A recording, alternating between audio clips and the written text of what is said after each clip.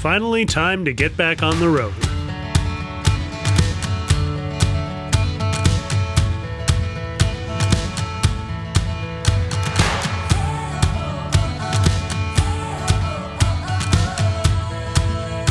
I'd arrived in Shelby, Montana on a Tuesday morning and jumped right into the action with the Well Done Foundation that afternoon.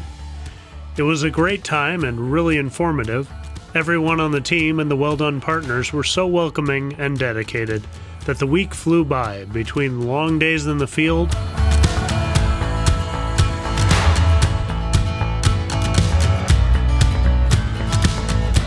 and then editing or setting up time lapses in the night.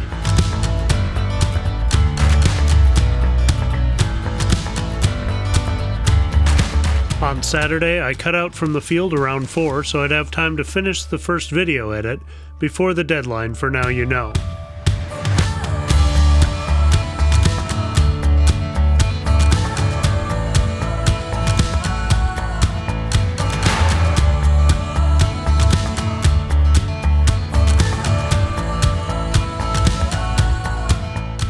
As I drove back to Shelby, I was thinking of how satisfying it was seeing the well plugged, how beautiful the area is, and the danger of this problem, hidden away in remote areas, out of sight and out of mind. A week before, I could have driven by those fields or even walked through them and not understood what they were or the significance of the emissions problem.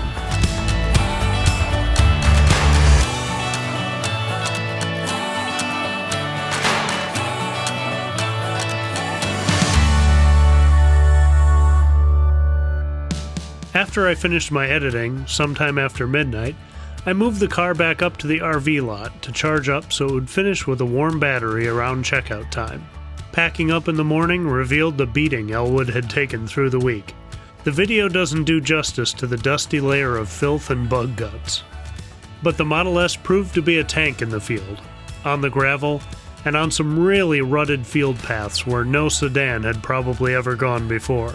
After 2 years, I'm still impressed with its utility. After packing the car and setting up my camp bed, I unplugged from the very snug NEMA 1450 outlet,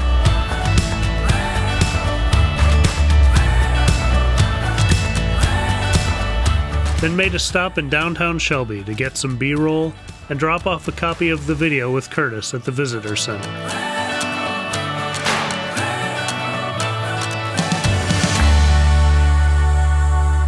We said our goodbyes, and he was able to direct me to a local car wash. Nothing beats a clean car when you're headed out on the road, even if the inside still was a little funky.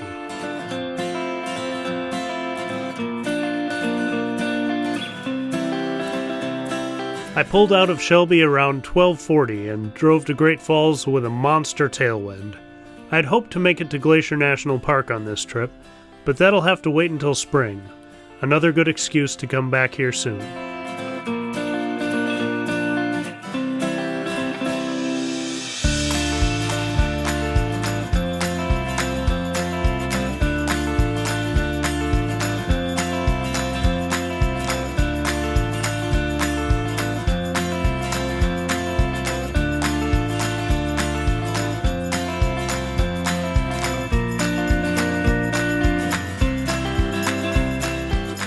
The wind was still howling in Great Falls, so not much talking there, just enough for a teaser video. Hello and happy Sunday afternoon. This is the Supercharger at Great Falls, Montana, and it is incredibly windy outside. Then I walked across the street to check out the area for a future Supercharger review. With the pandemic starting to explode in the Dakotas and moving into Montana, I stayed in the parking lots only, but there's a lot around.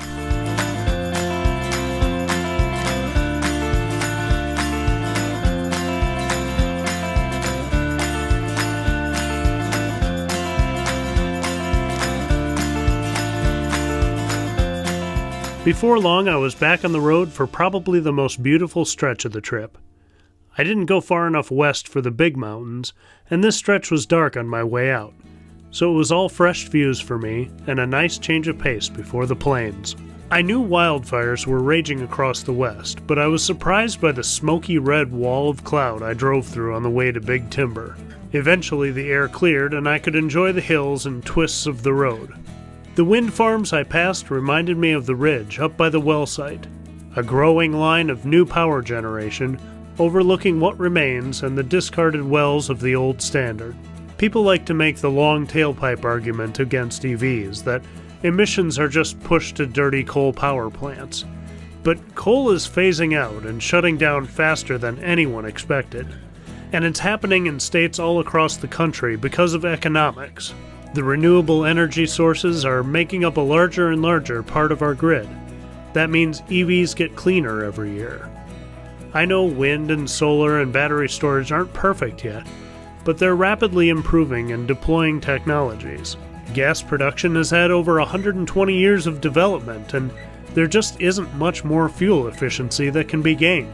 The innovations around internal combustion engines have peaked and leveled off.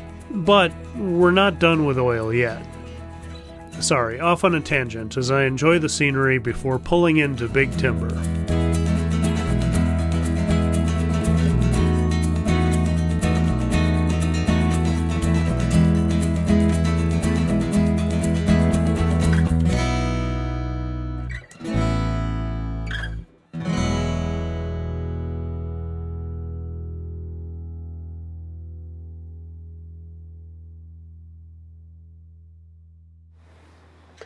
I feel pretty, oh so pretty. Apparently Big Timber is my sunset viewing area. Stopping here again at the end of Sunday.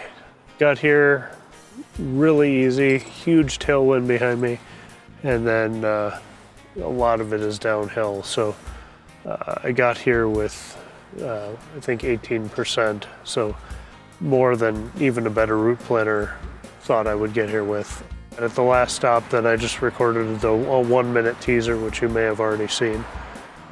Just threw some B-roll in there to kind of say stuff's coming, but I'm glad I didn't do the big road trip video because just that 1-minute teaser has already taken about a half an hour.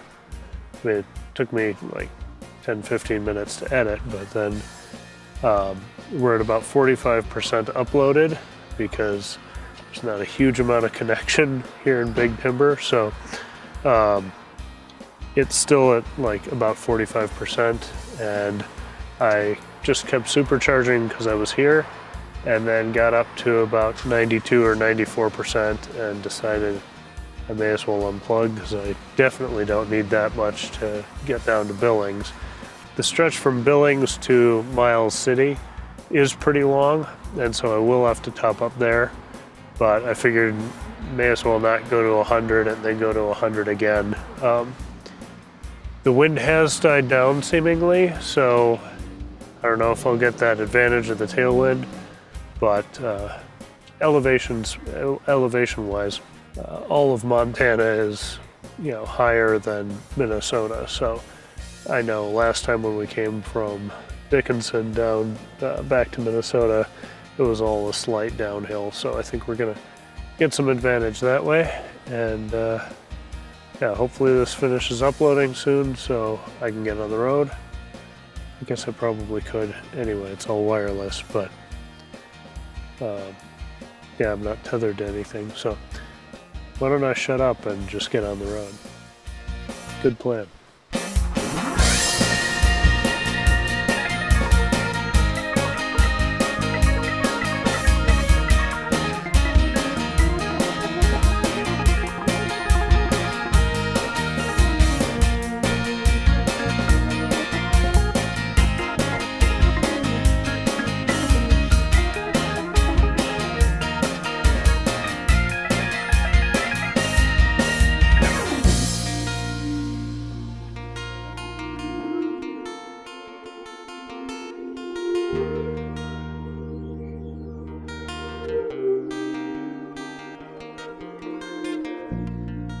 The Bighorn Resort in Billings isn't just a nice hotel, restroom stop, and supercharger.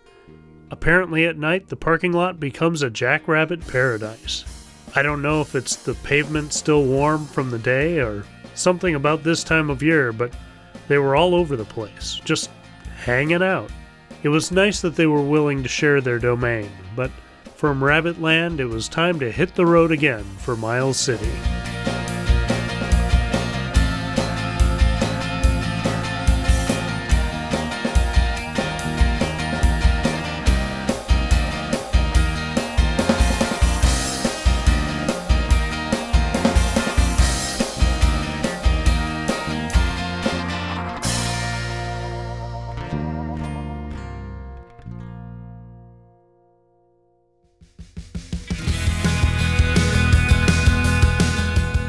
I was pretty tired by the time I got to Miles City, so not much to say here. I think I laid back in the seat with the neck pillow to get a few winks. Then on to the final stretch of the night to Glendive.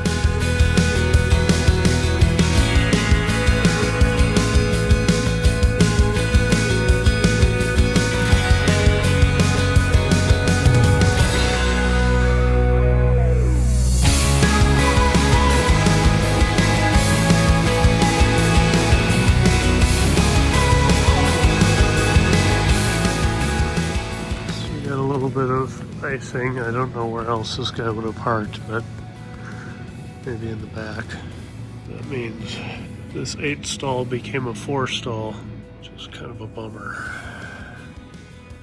Now, it is 1 a.m. on a Sunday night, so or early Monday morning, so take it with a grain of salt, but still not awesome.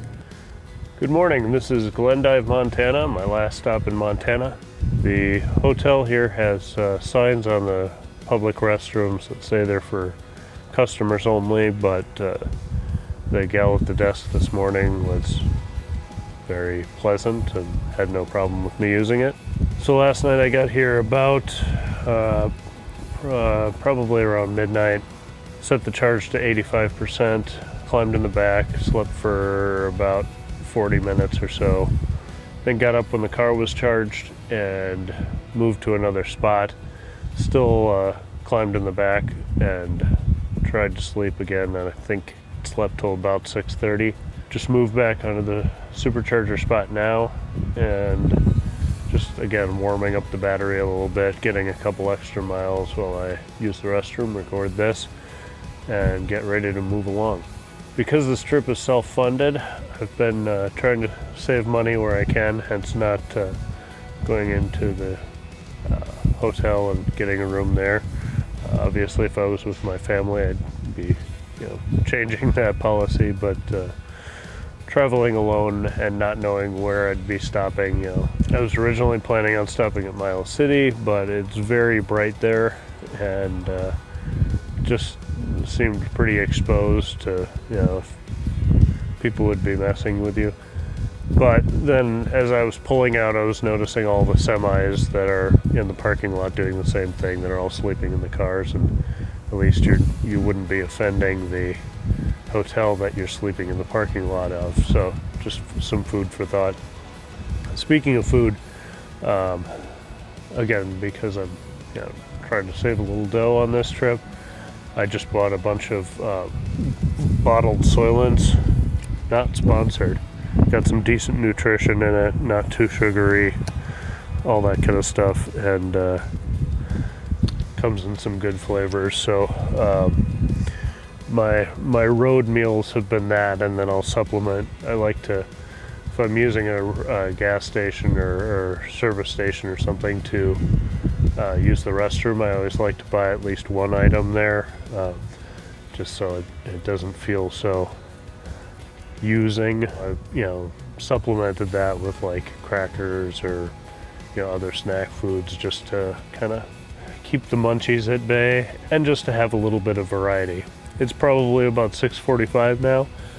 I'm going to hit the road and drive straight into the sunrise.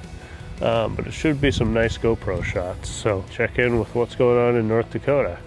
Then it's going to be a quick shot across the state and get home as soon as I can. I got more editing to do.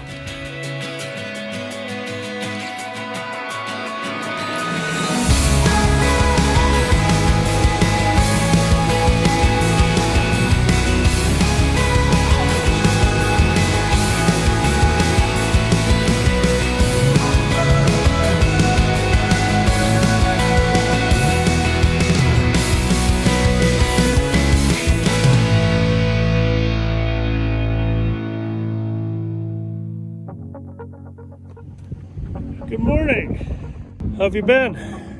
Had a great conversation with Jason Moser here in Dickinson as he was charging up. I was just thinking, I can't wait to get here and clean the windshield. Did you just come over this morning from... I'm getting sweet windshield cleaning B-roll.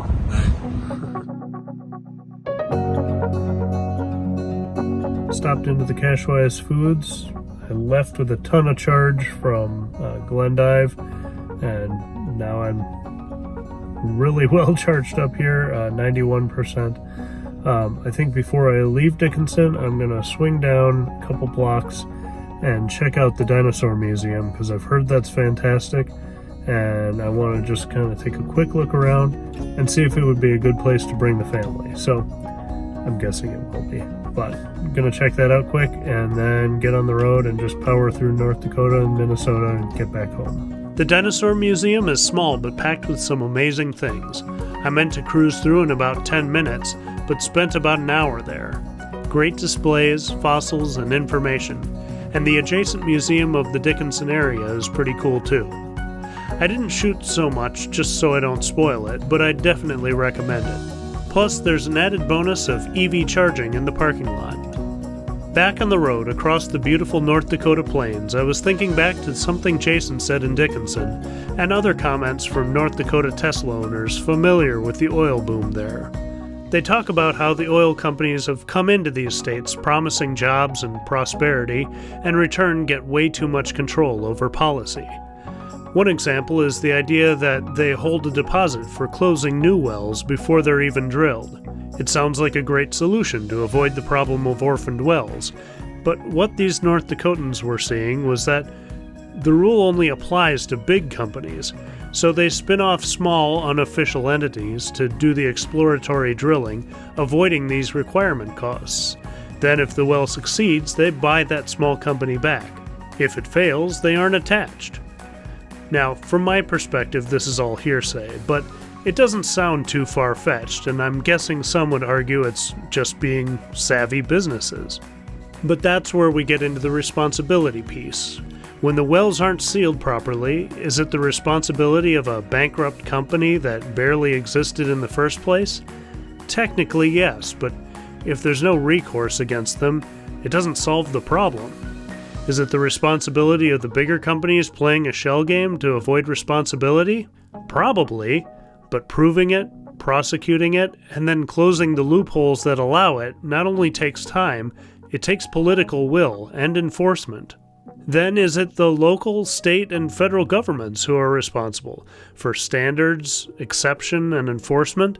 If the economic gains through taxes or other growth benefits have benefited the communities, shouldn't they foot the bill? Again, that probably won't work, since the boom is gone by the time the wells are abandoned. The problem is that there can be a lot of fingers to point, so even if a decision is made, it takes time, and appeals take longer. That's why I like what Well Done is doing. They're stepping up and taking action. The wells they've closed would still be venting methane and hydrogen sulfide. Is it someone else's responsibility? Absolutely. But the well they plugged while I was there had sat like that since the 1980s. The state knew about it, but just let them go. Out of sight and out of mind to everyone but the farmers who aren't allowed to do anything with them. Apparently there was a Superfund settlement years ago to do some remediation, but these wells apparently didn't make the cut. Similarly, in North Dakota, I've heard stories of settlements with no teeth or no reach, so nothing gets done with the old wells, while new ones keep being drilled. The boom and bust cycle happens, and the small towns are left holding the bag and breathing the methane. The good news is the Well Done Foundation is doing something. It may be a drop in the bucket today, but it can have huge ripple effects in the coming years. They stay apolitical because everyone can agree an unused well should be plugged, and I think that's an asset to their organization. However, it is worth noting that this problem is being noticed and talked about on a larger stage. There are thousands of oil and natural gas wells that oil companies and gas companies have abandoned, many of which are leaking toxins. We can create 250,000 jobs now by just plugging those wells right away. Good union jobs for energy workers. This will help sustain communities and protect them from the environmental damage as well. Just last year, the Defense Department reported that climate change is a direct threat to more than 2/3 of the military's operationally critical installations. In the coming years, hopefully investment and more action will be taken, and the Well Done Foundation will be at the forefront of solving the orphaned well problem. I've gone on another tangent here, but we're almost to Bismarck now. But of course, there's more for another stop.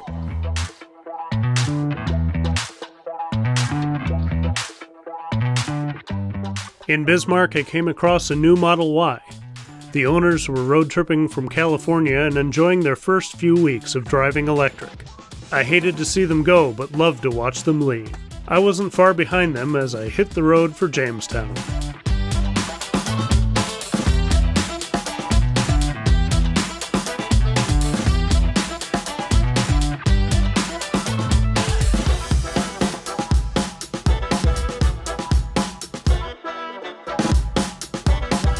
Jamestown was a quick stop, still very windy.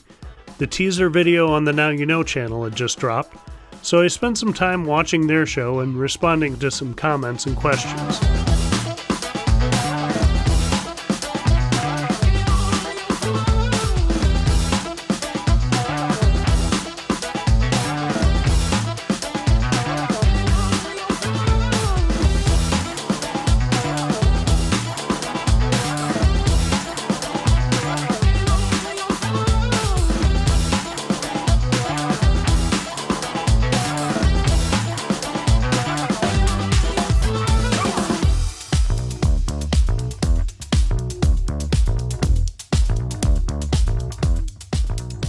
Hello, I'm on my way back home in North Dakota, in Fargo, so about to cross back over to Minnesota, which will be nice to get home tonight.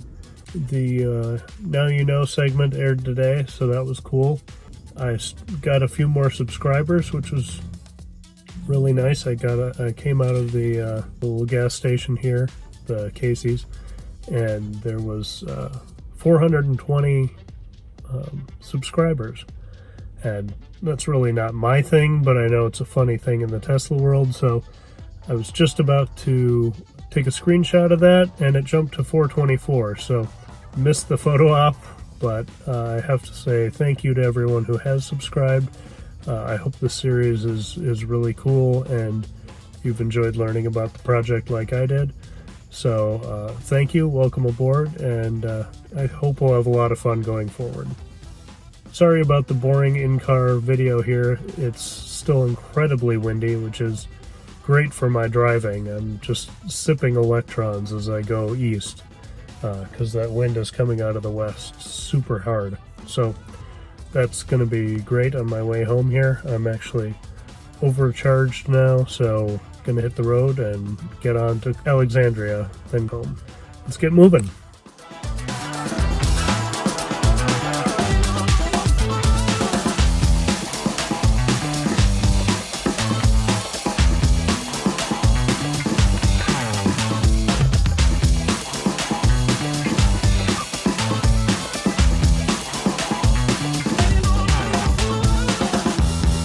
Almost every time I charge up in Alexandria, there's an incredible sunset over the target.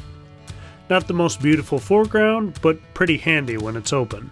The wind was still pushing me along, and with plenty of bailout options along the way, I decided to skip a stop in Clearwater and get rolling straight home. And on that last stretch, I was thinking of my takeaways for the week and something one of the deckhands in Montana said. He was on vacation in or near Seattle, and at the time a lot of people were protesting and petitioning about using the port for oil shipments. While talking to someone about it, the person told him how bad oil is.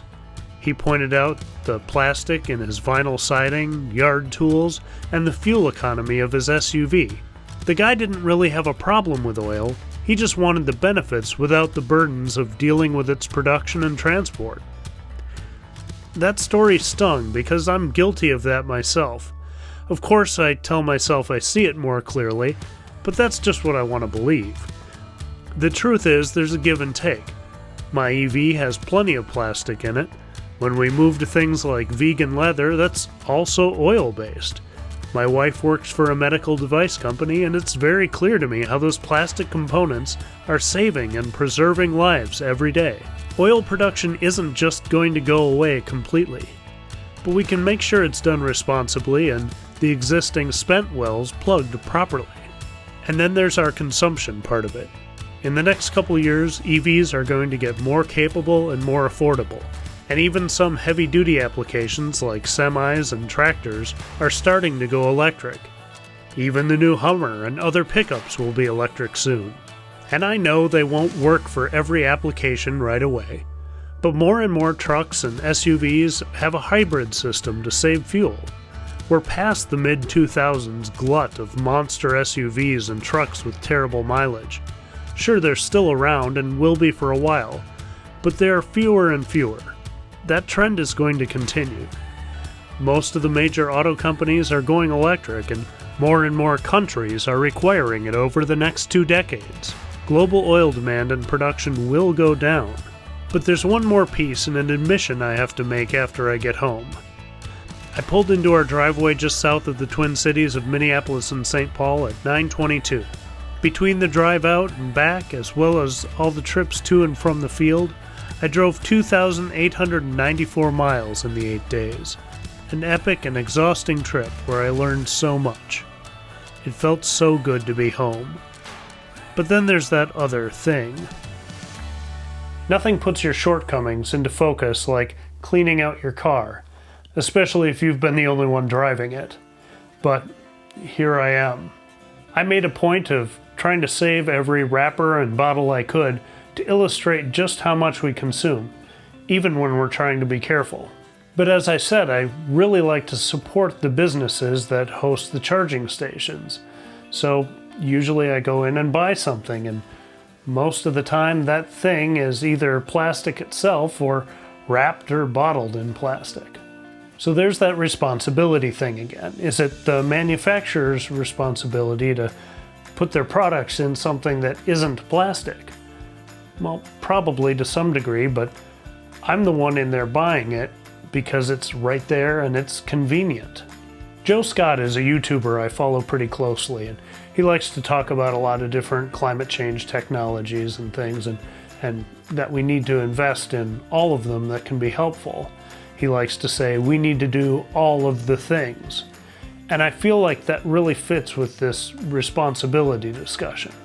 Everyone involved needs to do better, drill in strategic spots that'll do the least amount of harm, and have a plan for mitigating and then plugging the well once it's reached its end of life.